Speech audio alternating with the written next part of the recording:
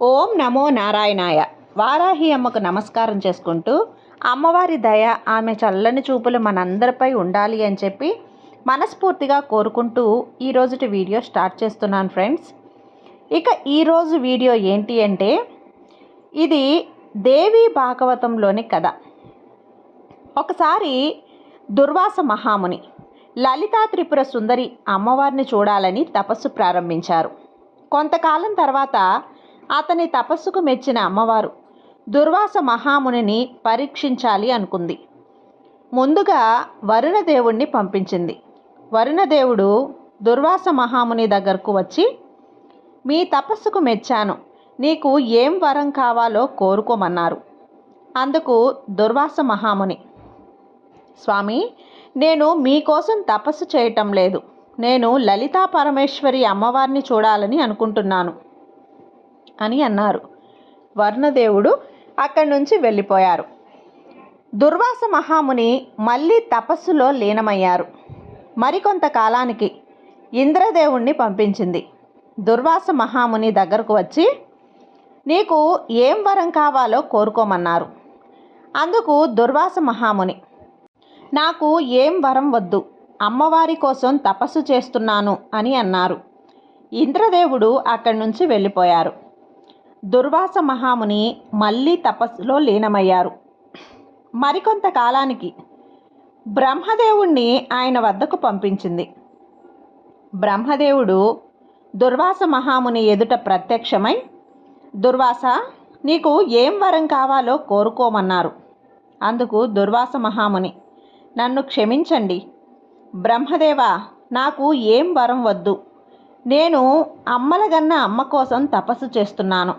బ్రహ్మదేవుడు సరే అని చెప్పి అక్కడి నుంచి వెళ్ళిపోయారు. దుర్వాస మహాముని మళ్ళీ తపస్సులో లీనమయ్యారు.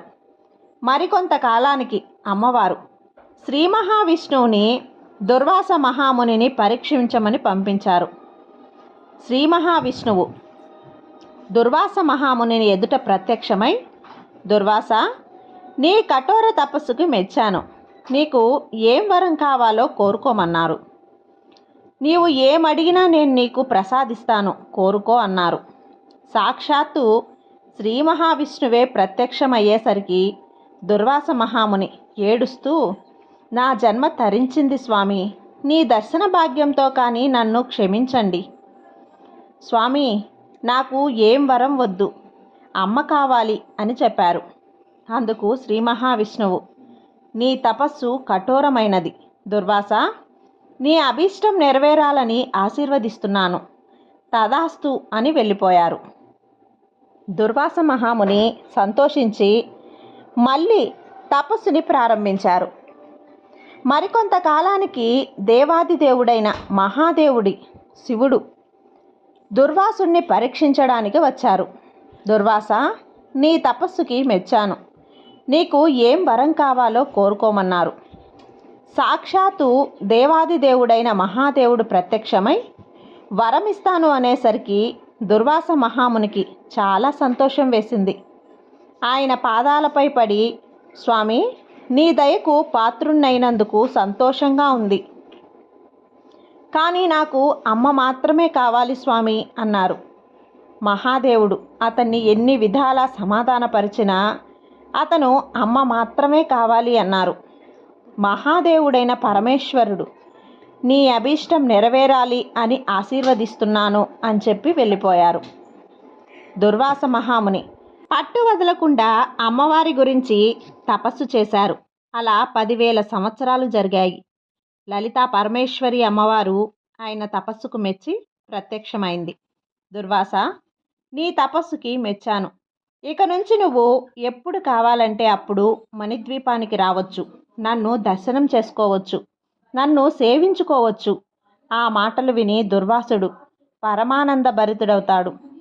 అమ్మ, నా జన్మ ధన్యమైంది తల్లి, నిన్ను చూడటం కోసం తాపత్రయపడ్డాను, చివరికి నా తపస్సు ఫలించింది అని అమ్మవారిని పరిపరి విధాలా కీర్తించారు.